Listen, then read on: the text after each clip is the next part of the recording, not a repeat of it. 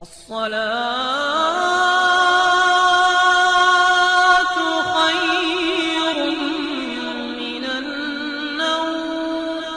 السلام علیکم ورحمۃ اللہ وبرکاتہ۔ پیارے دوستو، قرائے ارض پر قدم رکھتے ہی انسان اس فطرت کے سمجھنے اور اس کے اسرار و رموز جاننے کی جستجو میں لگ گیا۔ دنیا میں ایک زمانہ ایسا گزرا ہے کہ جب تاریخی عالم میں معجزات کا بڑا ذکر ہوا۔ یہ معجزات انسانی استدلال اور منطق پر حاوی تھے۔ بے شک معجزے کی تعریف ہی یہی ہے کہ کوئی ایسی بات یا ایسا واقعہ جو انسانی زندگی میں ظہور پذیر ہوا مگر بنی نوع انسان کے پاس اس کی کوئی تشریح نہیں۔ کہتے ہیں کہ پرانے دور کا آج کے نئے سائنس کی روشنی میں تجزیہ کرنا نہایت مشکل کا کام ہے، کیونکہ ہم پاسٹ میں پلٹ کر نہیں جا سکتے۔ تاہم چند موضوع ایسے ہیں کہ جنہیں بیان کیا گیا ہے اور ان کی تصدیق بھی کی گئی ہے۔ انہی موجودات میں سے ایک حضرت موسیٰ علیہ السلام کا عصا کو سمندر پر مارنا اور پانی کا معجزانہ طور پر پھٹ کر ان کو راستہ دینا اور فرعون کا اس کے لشکروں سمیت دریا میں غرق ہونا بھی ہے۔ پیارے دوستو، اس معجزے کو ہم آج کی اس ویڈیو میں ایک سائنسی توجیہ کے ساتھ آپ کے سامنے رکھیں گے، مگر ویڈیو کی باقاعدہ شروعات سے پہلے آپ سے گزارش ہے کہ اگر آپ نے ابھی تک ہمارے چینل کو سبسکرائب نہیں کیا ہے تو ابھی سبسکرائب کریں، ساتھ لگے بیل نوٹیفیکیشن کو ضرور پریس کیجیے گا تاکہ لیٹسٹ اپلوڈ ہونے والی ہماری ہر نئی ویڈیوز کا نوٹیفیکیشن آپ تک بر وقت پہنچتا رہے۔ ویڈیو کو لائک کریں، شیئر کریں اپنے دوستوں کے ساتھ اور کامنٹ باکس میں اپنی رائے کا اظہار ضرور کیجیے گا۔ پیارے دوستو، فرعون مصر کے بادشاہ کا لقب تھا۔ حضرت موسیٰ علیہ السلام جس فرعون کے زمانے میں پیدا ہوئے وہ رومیسی ثانی تھا۔ کردار کے لحاظ سے یہ فرعون بابل کے نمرود کا بھائی ہی تھا، کیونکہ دونوں ہی نے خدائی کا دعویٰ کیا تھا۔ مورخین کے مطابق جب حضرت موسیٰ علیہ السلام کی عمر مبارکہ 80 سال کے لگ بھگ ہوئی تو اللہ تعالیٰ نے آپ علیہ السلام کو منصب رسالت کے لیے منتخب کیا اور خالص توحید کی تبلیغ اور فرعون اور اس کی قوم کی ہدایت کے لیے مامور کیا گیا۔ حضرت موسیٰ علیہ السلام نے مصر کا رخ کیا اور اپنے بھائی ہارون علیہ السلام کو ساتھ لے کر فرعون کے پاس پہنچے اور اس کے سامنے دو مطالبات رکھے۔ پہلا یہ کہ اپنے آپ کو خدا کہلوانا چھوڑ دے اور اس خدا کی بارگاہ میں جھک جا جو تمام جہانوں کا مالک ہے، اور دوسرا مطالبہ یہ کہ بنی اسرائیل پر جو ظلم و ستم کر رکھا ہے اسے چھوڑ دیا جائے۔ فرعون جس کو نہ صرف اپنی حکومت اور بادشاہی کا غرور تھا بلکہ وہ خدائی اور ربوبیت کا دعوے دار تھا، وہ اس حق بات کو برداشت نہ کر سکا اور حضرت موسیٰ علیہ السلام اور بنی اسرائیل پر ظلم و ستم کے پہاڑ توڑنے شروع کر دیے۔ موسیٰ علیہ السلام دین حق کی تبلیغ کرتے رہے۔ اسی دوران یہ حکم نازل ہوا کہ بنی اسرائیل مصریوں سے علیحدہ اپنی بستی آباد کریں گے اور مصر سے نکل جائیں۔ اللہ تعالیٰ نے حضرت موسیٰ علیہ السلام کو آگاہ فرما دیا کہ فرعون کی طرف سے تمہارا پیچھا کیا جائے گا، لیکن وہ اپنے لاؤ لشکر سمیت غرق ہوگا، اور ہوا بھی یہی۔ آپ علیہ السلام مصر سے اپنے ساتھیوں کے ساتھ روانہ ہوئے تو پیچھے پیچھے فرعون اپنے لاؤ لشکر سمیت پیچھا کر رہا تھا۔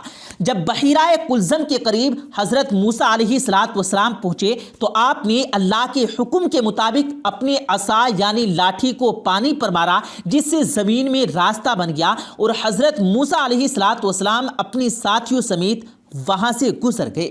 ادھر جب فرعون پیچھا کرتا ہوا اسی راستے سے گزرنے لگا تو اللہ تبارک و تعالیٰ نے پانی کے شگاف کو دوبارہ ملا دیا۔ اسی طرح فرعون اپنی تمام فوج کے ساتھ ہمیشہ کے لیے غرق ہو گیا۔ اللہ پاک اس واقعے کا ذکر قرآن مجید میں کچھ یوں فرماتے ہیں، اور ہم نے موسیٰ کو حکم دیا سمندر میں اپنے ساتھیوں کے ساتھ اتر جاؤ، اسے 2 حصوں میں بانٹ دیا اور ہم باقیوں کو اس تک لے آئے۔ پچھلے زمانوں میں قرآن کے بعض شارحین نے اس کو غالباً فلکیاتی اسباب کی بنا پر ایک مد و زجر کا واقعہ خیال کیا۔ بعض نے اس کو کسی دور افتادہ مقام پر ہونے والے آتش فشانی عمل سے متعلق سمجھا، لیکن یہ سب کچھ صرف ایک خاص مفروضہ ہے۔ حضرت موسیٰ علیہ السلام اور بنی اسرائیل کا سمندر سے گزرنے کا واقعہ بہت سی تحریروں اور سائنسی متعلق کا موضوع رہا ہے۔ جدید سائنسی تحقیق کے مطابق سائنسدان سمندر کے 2 پارٹوں میں تقسیم کے متعلق معنی خیز نتائج تک پہنچ چکے ہیں۔ 2 رشین سائنسدانوں نے ثابت کیا کہ حضرت موسیٰ علیہ السلام نے سمندر کے ٹکڑے واقعتاً کیے ہوں گے۔ ان دونوں سائنسدانوں نے ان حالات کی چھان بین کی اور وہ اس واقعے کی تصدیق تک پہنچ گئے۔ اکیڈمی آف سائنس میں شائع شدہ ایک مقالے کے مطابق اس وقت بحیرہ احمر میں سطح کے بالکل قریب ایک سمندری چٹان تھی۔ وہاں سے سائنسدانوں نے ہوا کی رفتار اور طوفان کی طاقت کا اندازہ کیا جو اس خشک چٹان کو اونچا کرنے کو درکار تھی، تو واضح ہو گیا کہ ہوا کی رفتار 30 میٹر پر سیکنڈ میں سمندر کو پچھاڑ دیا ہوگا اور چٹان سامنے آ گئی ہوگی۔ اس سائنسدان کے مطابق اگر ہوا 30 میٹر پر سیکنڈ کے حساب سے ساری رات چلتی رہی ہو تو چٹان خشک اور سامنے آ گئی ہوگی۔ مزید یہ کہ اس وقت فرعون کے لشکر کی تعداد لگ بھگ 6 لاکھ تھی اور انہیں اس 7 کلومیٹر کی چٹان کو پار کرنے میں 4 گھنٹے درکار تھے، جبکہ پانی نے آدھے گھنٹے میں واپس آ جانا تھا۔ اس معجزے کو سائنس کے قوانین کی روشنی میں جانچا گیا تو سائنسدان اس نتیجے پر پہنچے کہ ہم مانتے ہیں کہ خدا فزکس کے قوانین کے ذریعے زمین پر حکومت کر رہا ہے، لہٰذا اس بات کو فراموش نہیں کرنا چاہیے کہ اللہ جب چاہے کیسے بھی حالات پیدا کر سکتا ہے۔ یہاں معجزانہ پہلو یہ ہے کہ یہ سب واقعات اور ہوا کی رفتار، وقت اور جگہ حضرت موسیٰ علیہ السلام کے گروہ کے پہنچنے پر ہی رونما ہوا۔ پانی کا سکڑنا اور فرعون کے لشکر کے آنے پر پانی کا پاس آ جانا اس بات کی واضح دلیل ہے کہ یہ واقعہ سراسر ایک معجزہ ہے۔ اس سائنسی مظہر قدرت جس کا ذکر قرآن مجید میں بھی آیا ہے، اس کی تصدیق جدید سائنس نے بھی کر دی ہے۔ سمندر کے حضرت موسیٰ علیہ السلام کو راستہ دینے کے معجزے کے حوالے سے حال ہی میں ہونے والی ریسرچ کے مطابق بحری سائنس کے ماہرین اس بات کی توثیق کرتے ہیں کہ انتہائی تیز رفتار ہوائیں اتنی طاقت رکھتی ہیں کہ دریا یا سمندر کے کسی ایک خاص حصے سے پانی کو اڑا کر اس جگہ کو بالکل سوکھا بنا دے، اور یہ جگہ دریا کے کسی بھی ایک حصے میں ہو سکتی ہے۔ ماہرین کو اس ریسرچ کی سند اس وقت ملی جب موسمیاتی رپورٹ کے مطابق سن 1882 میں ایسے ہی ایک طوفان نے دریائے نیل کو ایک بار پھر 2 حصوں میں تقسیم کیا تھا اور بیچ میں سوکھا راستہ ابھر آیا تھا۔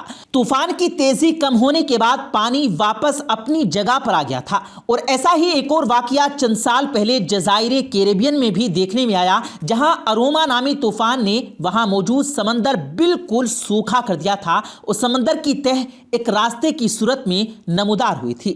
یہاں طوفان کی شدت سے سمندر کا پانی سکڑ گیا اور سمندر کا مذکورہ حصہ خشک دکھائی دینے لگا تھا۔ تاہم طوفان کے گزر جانے کے بعد سمندر واپس اپنی معمول کی حالت پر آ گیا، اور اسی سے ملتی جلتی تحقیق ایک اور انجینئر نے بھی کی جو پبلک لائبریری آف سائنس کے جریدے میں شائع کی گئی۔ اس ریسرچ میں انجینئر کارل ڈیوس کا کہنا تھا کہ سمندر میں راستہ بن جانے کا واقعہ بالکل حقیقت ہے، کیونکہ وزڈن نامی ماحولیاتی کیفیت اسی طرح کی حیرت انگیز واقعات کو جنم دے سکتی ہے، مگر انجینئر کارل ڈیوس کے مطابق یہ واقعہ بحیرہ احمر کے بجائے کسی اور جگہ پر پیش آیا۔ بہرحال جگہ اور وقت کے حوالے سے آرائیں مختلف ہو سکتی ہیں، لیکن یہ تمام سائنسی شواہد اور ان تمام سائنسدانوں کی باتیں یہ ثابت کرتی ہیں کہ وہ قرآن کریم میں بیان کردہ موسیٰ علیہ السلام کے معجزے کو مانتے ہیں اور قرآن کریم کی حقانیت کا اعتراف کر رہے ہیں۔ کچھ عرصہ پہلے تک سائنسدان اسے محض افسانہ ہی سمجھتے رہے، البتہ حال ہی میں ماہرین آثار قدیمہ اور محققین نے سمندر کی تہ میں کچھ ایسے شواہد دریافت کیے کہ مغرب کے نامور سائنسدان بھی اس بات کو حقیقت ماننے پر مجبور ہو گئے۔ سویڈن کے سائنسدان ڈاکٹر ملر تحقیق کاروں کی ایک ٹیم کو لے کر بحیرہ احمر کے سفر پر روانہ ہوئے تھے۔ انہوں نے مصر کے ساحل پر ایک مخصوص مقام سے سمندر کی تہ میں قدیم آثار کی تلاش کا سلسلہ شروع کیا تو وہ تمام حیرت ناک شواہد اپنی آنکھوں سے دیکھے جو قدیم معجزے کی گواہی آج بھی دے رہے ہیں۔ اس رپورٹ کے مطابق سمندر کی تہ میں آج بھی ٹوٹے پھوٹے رتھ بکھرے پڑے ہیں جن کے پہیے سونے کے ہیں، اور اس کے آس پاس ہزاروں سال پرانی تلواریں اور دیگر قدیم ہتھیار بھی بکھرے پڑے ہیں۔ جہاں قدیم دور کے رتھ اور ہتھیار ملے وہیں انسانوں اور گھوڑوں کی ہڈیاں بھی بڑی تعداد میں دریافت ہوئی۔ ڈاکٹر میلر کا کہنا ہے کہ ان چیزوں کا اس کے سوا کیا مطلب ہو سکتا ہے کہ یہ فرعون کی فوج کا سامان ہے۔ پیارے دوستو، یہ تھی حضرت موسیٰ علیہ السلام کے اس معجزے کی تفصیل اور سائنسی توجیحات جو ہم نے آپ کے سامنے رکھی۔ امید ہے آپ کو یہ ویڈیو پسند آئی ہوگی۔ اس ویڈیو کی پسندیدگی کے اظہار کے لیے اس ویڈیو کو لائک کریں، شیئر کریں اپنے دوستوں کے ساتھ، اور کامنٹ باکس میں اپنی رائے کا اظہار ضرور دیجیے گا۔ مزید اسی طرح کی ویڈیوز پانے کے لیے ہمارے یوٹیوب چینل کو بھی ضرور سبسکرائب کیجیے گا۔ ہم ملتے ہیں پھر ایک کسی قیمتی ویڈیو کے ساتھ، تب تک کے لیے اللہ حافظ۔